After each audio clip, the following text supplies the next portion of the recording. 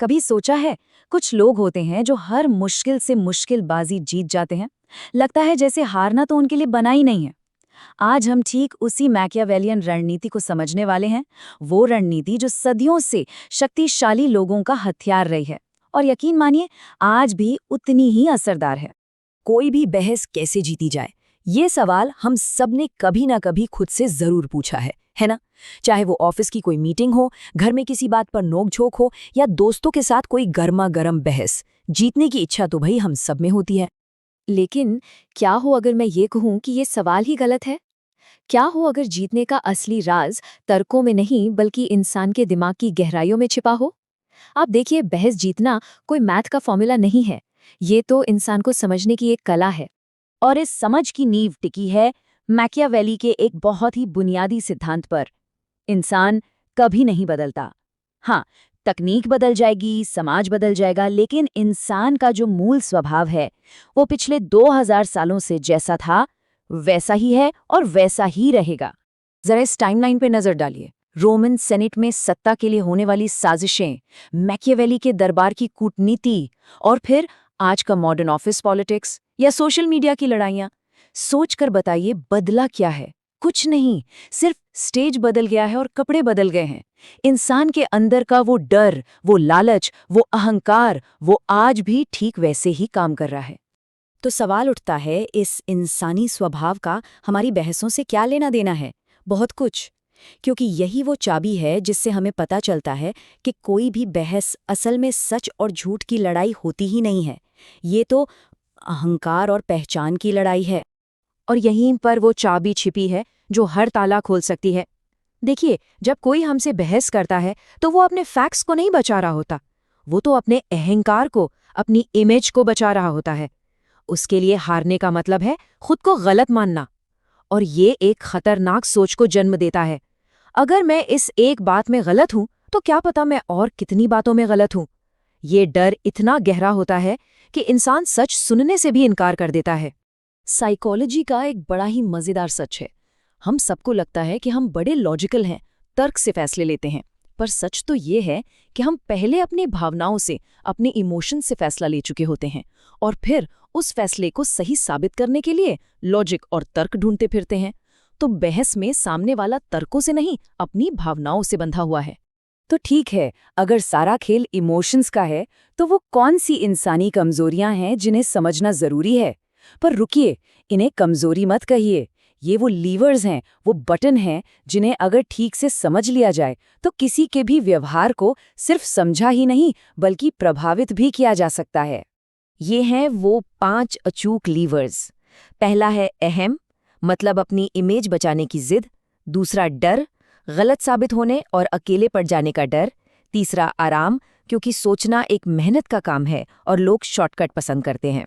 चौथा झुंड, यानी भीड़ के साथ चलने में जो सेफ्टी महसूस होती है। और पांचवा स्वार्थ, मतलब हर चीज में पहले अपना फायदा देखना। यकीन मानिए, जिसने इन 5 को समझ लिया उसने इंसान को समझ लिया।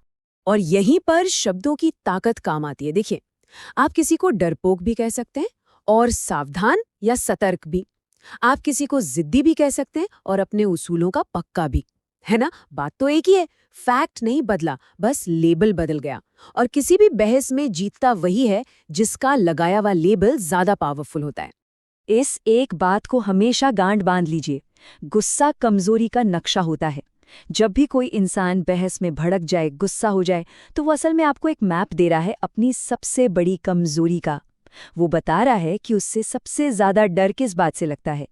जहां गुस्सा है, समझ लीजिए वहीं चोट करने की सबसे सही जगह है। चलिए, अब इन छोटी मोटी बहसों से आगे निकलते हैं और बात करते हैं जिंदगी के असली मैदान की। जिंदगी की उन 5 बड़ी परीक्षाओं की जो हर इंसान का असली चेहरा, उसका असली चरित्र दुनिया के सामने लाकर रख देती हैं। ये है कुल 5, और यकीन जानिए इनमें से हर एक परीक्षा इंसान के चेहरे से सारे नकाब उतार फेंकती है। ये है वो 5 महान परीक्षाएं। पहली है समृद्धि, मतलब जब सब कुछ अच्छा चल रहा हो। दूसरी है विपत्ति, यानी मुश्किलों का दौर। तीसरी है शक्ति या कह लीजिए पावर। चौथी विश्वासघात, जब कोई अपना धोखा दे।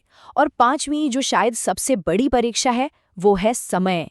चलिए अब एक एक करके इनको समझते हैं।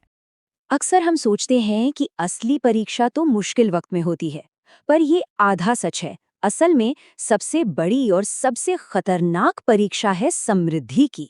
देखिए, सफलता एक ऐसा नशा है जो इंसान को अंधा कर देता है। उसे ये लगने लगता है कि वो कभी गलत हो ही नहीं सकता। और बस जिस पल कोई सीखना और बदलना बंद कर देता है, ठीक उसी पल से उसका पतन शुरू हो जाता है। एक और झूठ जो हमें बचपन से बताया जाता है कि विपत्ति इंसान को मजबूत बनाती है। नहीं, विपत्ति किसी को बनाती नहीं, वो तो बस दुनिया को दिखाती है कि कोई अंदर से क्या है। ये एक आग की भट्टी जैसी है। अगर लोहा हो तो तपकर फौलाद बन जाओगे, लेकिन अगर मिट्टी हो तो जलकर राख। कहने की लड़ाई में अपने 80,000 सैनिक गंवाने के बाद भी रोम टूटा नहीं था, बल्कि और मजबूत होकर खड़ा हुआ। क्यों? क्योंकि उसकी नींव में लोहा था, मिट्टी नहीं। तीसरी परीक्षा, शक्ति की। एक और कहावत है कि पावर इंसान को भ्रष्ट कर देती है। ये भी पूरी तरह सच नहीं है। सच तो ये है कि पावर भ्रष्ट नहीं करती, वो तो बस इंसान के अंदर पहले से छिपी हुई मूर्खता और कमजोरियों को सबके सामने ले आती है। पावर का सबसे बड़ा खतरा पता है क्या है? ये आपको सच्चाई से काट देती है। आपके चारों तरफ जी हुजूर करने वालों की भीड़ जमा हो जाती है और आप हकीकत से कोसों दूर हो जाते हैं। और अब आती है चौथी परीक्षा, विश्वासघात। ये जिंदगी का शायद सबसे कड़वा सच है। धोखा कभी कोई अजनबी नहीं देगा, धोखा हमेशा कोई अपना ही देगा।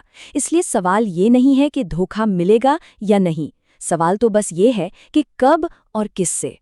और आखिर में पांचवीं और शायद सबसे बड़ी परीक्षा, समय की। ये आपके धैर्य की परीक्षा है। क्या आप सही मौके के लिए इंतजार कर सकते हैं?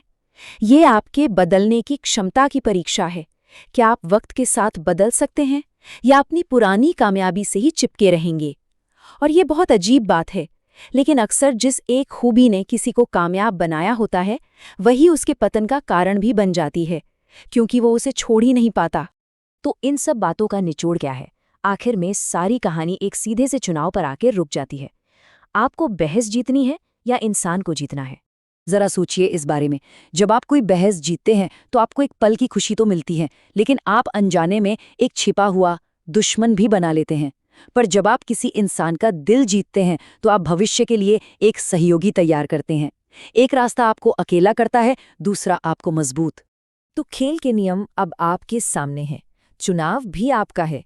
इस दुनिया की बड़ी सी शतरंज की बिसात पर आप एक खिलाड़ी बनना चाहेंगे या सिर्फ एक मोहरा बनकर रह जाना चाहेंगे?